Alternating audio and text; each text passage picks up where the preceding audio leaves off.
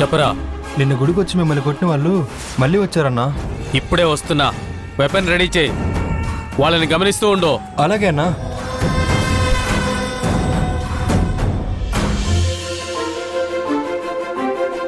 అక్కడున్నారు.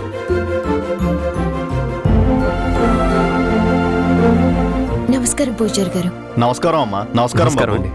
అదే ఈ రోజు నాన్నగారు ఇంట్లోనే ఉంటారు అన్నారు. ఇంటికి రమ్మన్నారు కదా. ఉన్నారమ్మా, రండి రండి రండి. నాన్నగారు, వీళ్ళిద్దరూ నిన్న వాసుదేవ గారి కుటుంబంతో పాటు వచ్చారు. నమస్తే. నమస్కారం. మిమ్మల్ని కలవాలంటే తీసుకొచ్చాను.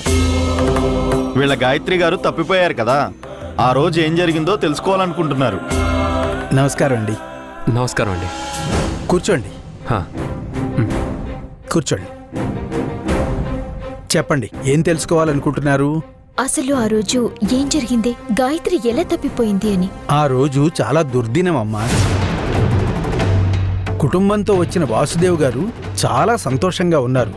కానీ పూజ జరుగుతుండగానే పాప కనిపించకుండా పోయింది.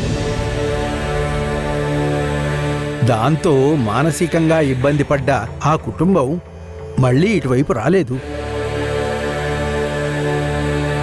ఆ దేవుడు దయ వలన ఆ అమ్మాయి మళ్ళీ తిరిగి వచ్చిందట కదా. చాలా సంతోషం. అవును, ఆ అమ్మాయి తిరిగి వచ్చింది కదా. ఇప్పుడు ఆ అమ్మాయి పీడకల గురించి తెలుసుకోవడం దేనికి? రేయ్, రెడీ చేసావా? చేశానన్నా.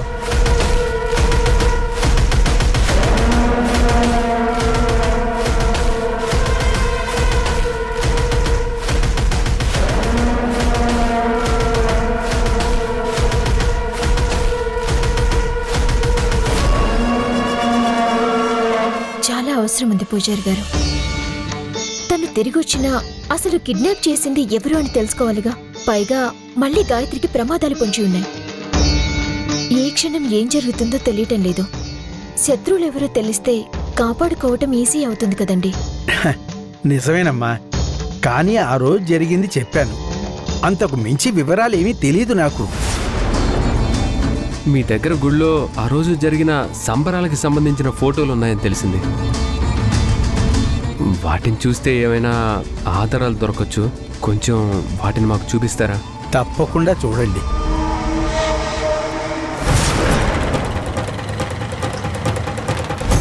దానివల్ల ఏమైనా మంచి జరుగుతుంది అంటే అంతకు మించి ఆనందం ఏముంటుంది. అలా వెళ్ళి ఆల్బమ్ ఉంటుంది చూడు. అలాగే నాన్నగారు.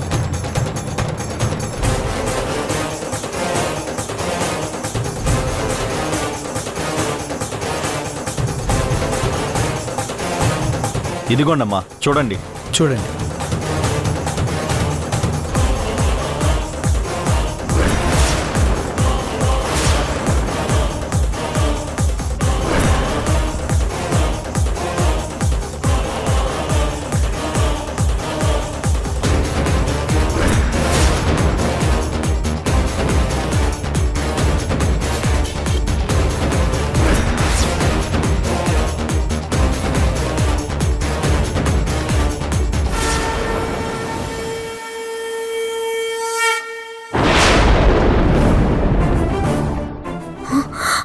మనోహర్, ఈ ఫోటో చూడు.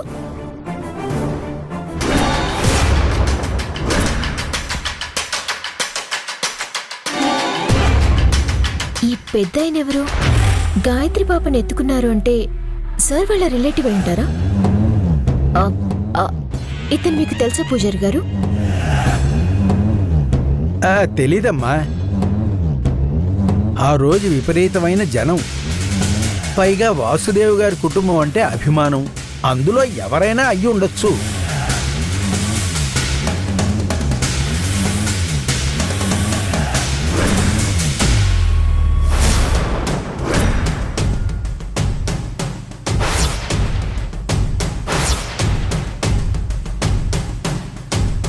ఈ ఫోటోలో చలపతున్నాడేంటి? అంటే ఈ పని చలపతి చేసుంటాడా? రాధా, మిగతా ఫోటోలు కూడా చూడు. ఇంకా ఏదైనా దొరుకుతుందేమో.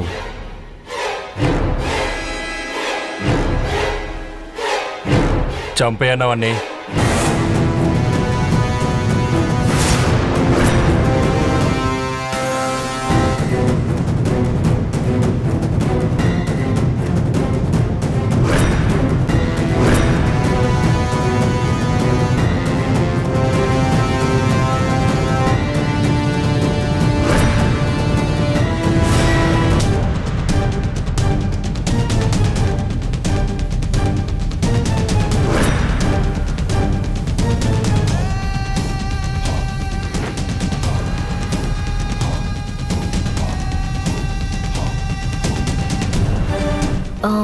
మనోహర్, ఈ గాయత్రి ఫోటోని చూస్తుంటే ఎక్కడో బాగా చూసిన మొహల్లా ఉంది, కానీ క్లారిటీగా గుర్తుకు రావడం లేదు.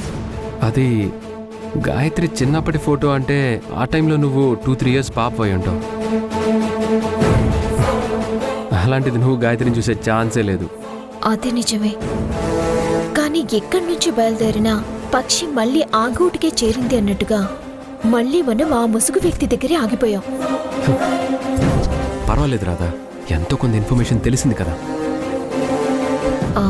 పూజారి గారు, మేము ఇందులో నుంచి కొన్ని ఫొటోస్ తీసుకోవచ్చా? పర్వాలేదమ్మా, తీసుకోండి. చూస్తున్నావేంటన్నా, కాల్ చేయి.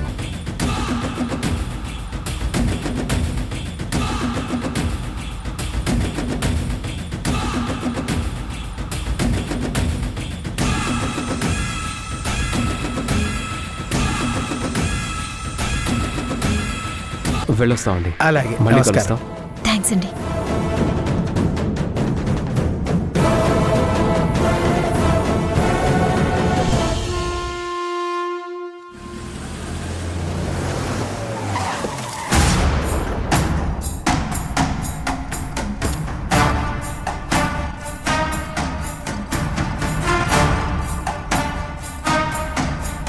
భ్రమరాంబ గారిని ఇక్కడికి రమ్మని చెప్పాను, ఇంకా రాలేదేంటి?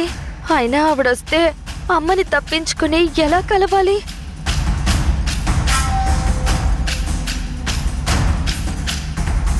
ఏంటి గాయత్రి, ఎందుకంత కంగారు?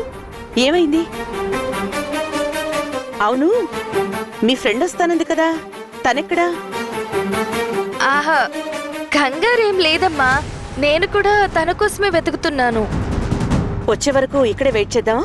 అయ్యో, అవసరం లేదమ్మా, తనొస్తే కాల్ చేస్తుంది కదా, మనం లోపలికి వెళ్దాం. పద పదమ్మా. సరే పద.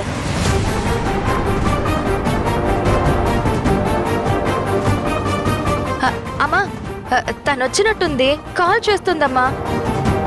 నేను తనని తీసుకుని వస్తాను, నువ్వు లోపలికి వెళ్ళు.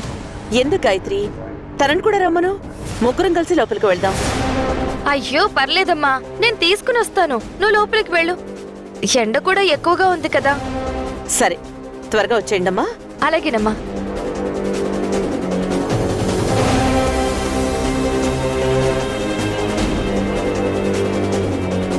విషయం ఏంటో త్వరగా చెప్పండి మేడం, చాలా టెన్షన్ గా ఉంది. అమ్మకి ఫ్రెండ్ వస్తుందని చెప్పి మేనేజ్ చేశాను. చెప్తాను. ఎలాగైనా ఈ ప్యాకెట్ని నువ్వు దేవకి బెడ్రూమ్లో పెట్టాలి. ఇది చాలా ముఖ్యమైన పని, ఏమాత్రం తేడా రాకూడదు. ఇంటికి వెళ్ళిన వెంటనే ఇది దేవకి రూంలోకి చేరిపోవాలి.